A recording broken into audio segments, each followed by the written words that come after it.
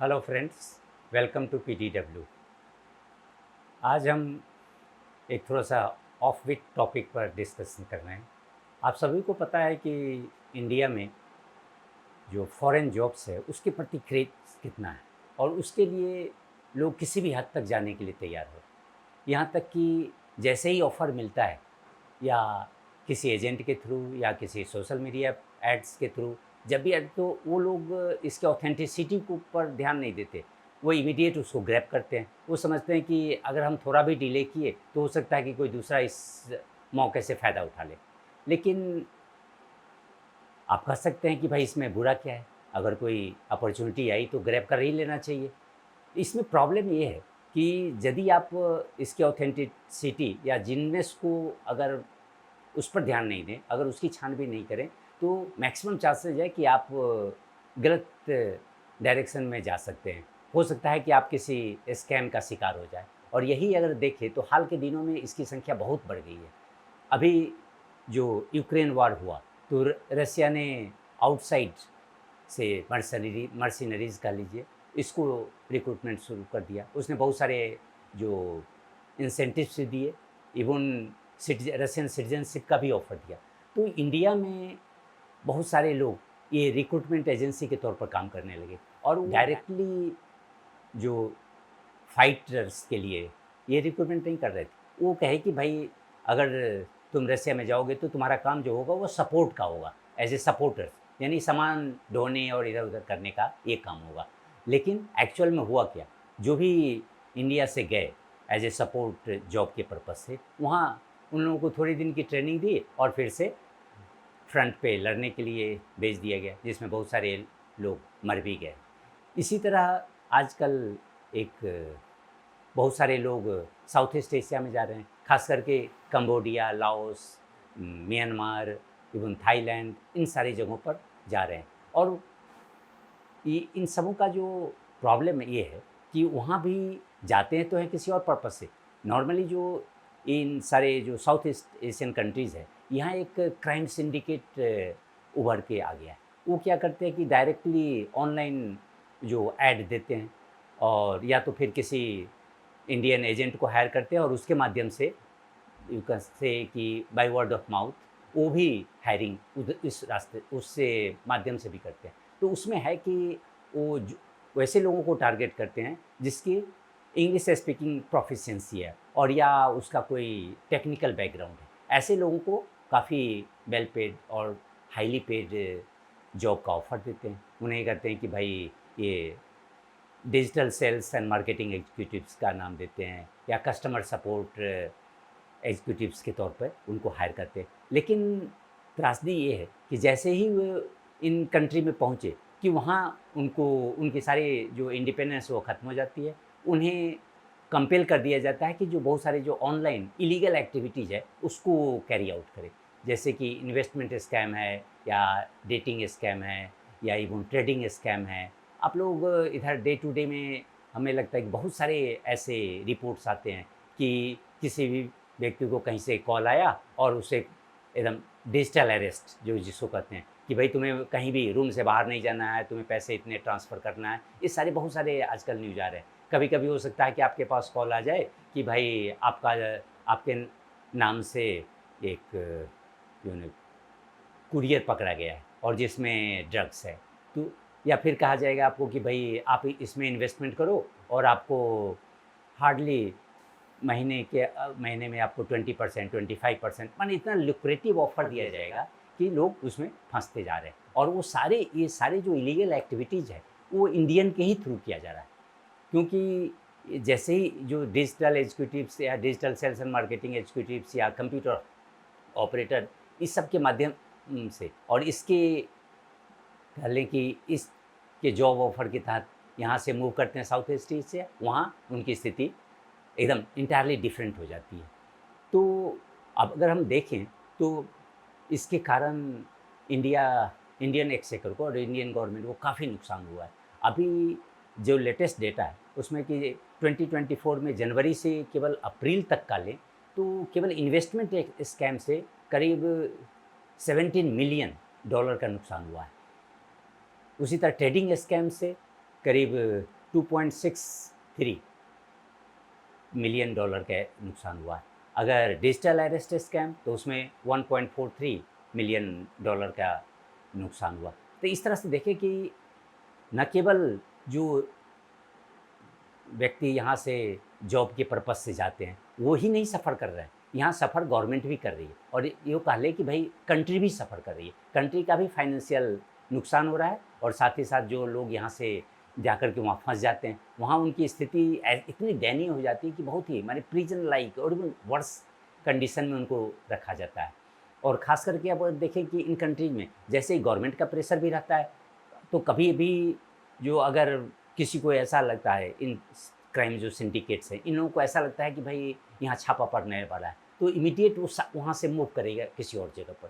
तो इस तरह से हम देखें कि समस्या काफ़ी ज़्यादा बढ़ गई है और इसीलिए इंडियन गवर्नमेंट ने अभी जो लास्ट मंथ जब बिम्स्टेक फॉरेन मिनिस्टर की मीटिंग हुई थी या उसके रिट्रीट के टाइम में Indian foreign minister S Jaishankar ने इस बात को अपने जो थाईलैंड के और म्यांमार के जो काउंटर पार्ट था उनके साथ ही इसकी चर्चा की और इवन अभी 27 जुलाई को एशियन फॉरेन मिनिस्टर्स की मीटिंग लाओस में वहाँ भी इन्होंने बड़े ही ज़ोरदार तरीके से इस इशू को उठाया और ये अदर जो मेंबर कंट्रीज है उन सबों से ये अर्ज किया कि भाई इसको रोकने के लिए जो ऑनगोइंग या ग्रोइंग जो साइबर क्राइम के इंसिडेंट हैं और इसमें भी खास करके जो इंडियन लोग फंसते जा रहे हैं इसको इमीडिएट रोकने की ज़रूरत है और इसके लिए कोऑर्डिनेटेड एफर्ट की ज़रूरत है। तो इस तरह से गवर्नमेंट तो डिप्लोमेटिक लेवल पर काम कर ही रही है, साथ ही साथ इन जो इनसाइड अगर विद इन द कंट्री भी कहें तो वहाँ भी एक इंटर मिनिस्ट्रियल ग्रुप बनाया गया है जिसको कह सकते हैं कि जो इंटरनल जो है वो साइबर कोऑर्डिनेशन कमिटी है। तो उसने करीब 3,25,000 जो बोगस अकाउंट है उसको बंद किया है। 3,000 जो यूआरएल है जो यानी कहते हैं डॉजी जो वेबसाइट्स है उसे बंद किया है। मोर देन 5 लाख जो फॉल्स यानी ये कहते हैं कि सिम कार्ड है उसको डीएक्टिवेट। तो इस तरह से गवर्नमेंट अपने कई स्टेप्स ले रहे हैं लॉ इन्फोर्समेंट एजेंसी के तौर पर। और इसके अलावा एमईए ने मिनिस्ट्री ऑफ एक्सटर्नल अफेयर्स ने भी एक एडवाइजरी जाहिर की है ताकि लोगों को ये अवगत कराया जाए कि भाई इस तरह के जो जॉब रैकेट्स चल रहे हैं और इसमें आप मत फंसो या कोई भी जॉब ऑफ़र एक्सेप्ट करने के पहले उसकी पूरी तरह छानबीन कर लो ताकि आप पूरी तरह आश्वस्त हो जाओ कि इसमें कोई ये डुप्लीकेसी नहीं है। इसके अलावा इंडियन गवर्नमेंट ने अपनी एम्बेसीज़ को भी ये निर्देश दिया है कि वहाँ की जो लोकल अथॉरिटीज़ है उसके साथ मिल करके जो भी इंडियन अगर इस तरह के एक्टिविटी में फंस गए हुए हैं तो उनको बचाने की कोशिश या उनका पहले लोकेट करे फिर अरेस्ट करे, ये सब सारे चीज़ों पर ये फोकस किया जा रहा है। तो अभी अगर हम देख इन सब के कारण केवल म्यांमार से अभी हाल ही में मई में करीब 27 लोगों को वापस रेस्क्यू किया गया है। कंबोडिया से 650 लोगों को लाया गया वापस। उसी तरह लाओस से भी करीब 518 लोगों को वापस। लेकिन ये तो कुछ भी नहीं है। अगर हम देखें तो इवन वेरियस मीडिया रिपोर्ट्स या इवन गवर्नमेंट डेटा के आधार पर होता है कि thousands of Indians they are stuck in these countries और इन लोगों को ये जो क्रिमिनल ग्रुप्स हैं वो इन लोगों को ऐसी जगहों पर रहता है कि बड़ा ही डिफ़िकल्ट होता है कि इनको फाइंड आउट भी करना। तो लेकिन फिर भी है कि गवर्नमेंट अपने जो काउंटर पार्ट्स हैं या अदर जो वहाँ की जो लोकल एजेंसीज हैं उनके साथ मिल करके इसमें लगी हुई है। और इंडिया में भी जो रिक्रूटिंग एजेंट्स हैं उनके ऊपर भी लॉ इन्फोर्समेंट एजेंसी अपने जो नकेल वो कस रही है। अभी विशाखापट्टनम पुलिस ने 5 को अरेस्ट किया। उसी तरह उड़ीसा में भी कुछ लोग अरेस्ट हुए हैं। गुजरात, राजस्थान, हरियाणा इन सारी जगहों पर करीब 5-7 कहीं इस तरह के बहुत सारे जो एजेंट्स हैं उन लोगों को पकड़ा गया है। लेकिन जो सबसे इम्पॉर्टेंट है कि गवर्नमेंट को इसके दिशा में मल्टी प्रोंग्ड स्ट्रेटजी अपनानी चाहिए।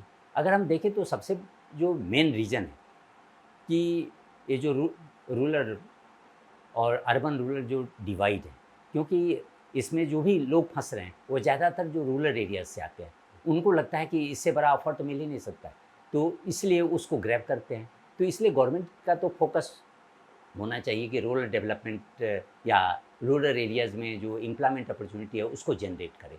साथ ही साथ मल्टी प्रॉन्ग, केवल अगर अब एनईए एडवाइजरी जारी कर देता है इस फेक जॉब रैकेट के बारे में, तो कितने लोग हैं जो इसके बारे में जानकारी मिलेगी। अर्बन एरियाज़ में भी जो बहुत ही एजुकेटेड ग्रुप है उन्हीं के बीच में रह जाता है।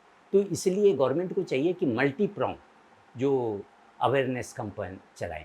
एडवाइजरी तो ठीक है, लेकिन इसके साथ साथ जो आप टीवी पर ऐड दे या इवन सोशल मीडिया पर बहुत सारे लोगों को एक्टिवली प्रमोट करना चाहिए इस इशू को कि किस तरह से जॉब रैकेट चल रहा है, या इवन हम कह लें कि डिजिटल कैंपेन भी शुरू करना चाहिए। तो इस तरह से होता है कि एटलीस्ट लोगों में एक जागरूकता आएगी कि इस तरह के इंसिडेंट आजकल घट रहे हैं।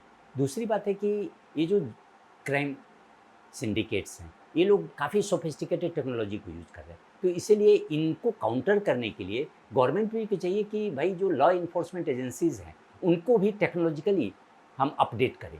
साथ ही उसमें बहुत सारे जैसे एजेंसीज़ हैं जिसके पास मैन पावर की कमी है और इवन फंडिंग, फाइनेंशियल कॉन्स्टेंट है, तो गवर्नमेंट को इन एस्पेक्ट्स पर भी काम करना पड़ेगा ताकि एडिक्वेट फंडिंग प्रोवाइड किया जाए इन एजेंसीज़ को और इवन ट्रेंड मैन पावर हो। इसके अलावे अभी अगर हम देखें तो क्या लाओस लाओस नहीं, कंबोडिया और म्यांमार के साथ इंडिया का एमओयू है ह्यूमन ट्रैफिकिंग से रिलेटेड, लेकिन लाओस के साथ नहीं है। तो गवर्नमेंट को चाहिए कि लाओस के साथ भी इस तरह का जो लीगल अरेंजमेंट है हम वो करें, ताकि एक इससे होगा कि एक सुविधा हो जाएगी कि दोनों गवर्नमेंट एक साथ क्रैकडाउन कर सकता है इस तरह के जो एंटी सोशल एलिमेंट्स हैं उनके ऊपर। इसके अलावे गवर्नमेंट को चाहिए कि एशियान को भी एक्टिवली इन्वॉल्व करे इस चीज़ में। उसके बाद गवर्नमेंट को जो इंटरनेशनल जो एजेंसीज़ हैं उनको भी कोऑर्डिनेट करना चाहिए। अभी जो भारतीय न्याय संहिता आई है उसमें डिजिटल क्राइम को बड़ा ही क्लियरली डिफाइन किया गया और उसमें बहुत सारे ऐसे प्रोविज़न किए गए हैं जिससे इसके ऊपर काफ़ी कंट्रोल किया जा सकता है। उसमें एक कह दें कि मल्टी एजेंसी टास्क फोर्स की बात की गई है जिसमें सीबीआई, एनआईए और इवन स्टेट पुलिस फोर्सेस सबों के जो रिप्रेजेंटेटिव होंगे और वो कोऑर्डिनेटेड वे में काम करेंगे। उसी तरह बहुत स्टेट और सेंट्रल लेवल पे एक इंटेलिजेंस शेयरिंग की भी बात हुई है ताकि सारे जो लॉ इन्फोर्समेंट एजेंसी है वो इस तरह की एक्टिविटीज़ में अपडेट रहे लेटेस्ट सिचुएशन में। इसमें एक और इशू हुआ कि भाई जो भी इंडियन एजेंसीज़ है वो जो इंटरनेशनल एजेंसी है उसके साथ कोऑर्डिनेट करेगी और ये फाइंड आउट करेगी कि इस तरह की एक्टिविटीज़ कहाँ हो रहा है, क्या हो रहा है, इस सब को लोकेट करने में उनके साथ ज़रूरी है। तो इस तरह से गवर्नमेंट को एक नहीं मल्टीपल जो स्टैंड लेना पड़ेगा और मल्टीपल डायरेक्शन में काम करना पड़ेगा। जहाँ तक डोमेस्टिक फ्रंट पे है, इंटरनेशनल फ्रंट पे है, सबों पर, दोनों ही पर काम करना पड़ेगा, तब इसका एक over the period of time एक कंक्रीट रिजल्ट मिलेगा। और ऐसा लगता है कि जब तक कि अगर इसमें हम एपिसोडिक के तौर पर करें कि या भाई अभी कुछ अपोजिशन पार्टी या कोई जो सोशल एक्टिविस्ट वगैरह इस इशू को उठाए तो गवर्नमेंट तुरंत एक्शन में आ गई, फिर जैसे ही मुद्दा शांत हो गया फिर गवर्नमेंट अपने नॉर्मल एक्टिविटीज़ में इन्वॉल्व हो गई। तो इस तरह से काम नहीं हुई। इसके लिए है कि कोऑर्डिनेटेड एंड सस्टेन्ड एफर्ट करना होगा और जिसके कारण एक over a period of time इसका सही रिजल्ट सामने आएगा। तो थैंक यू।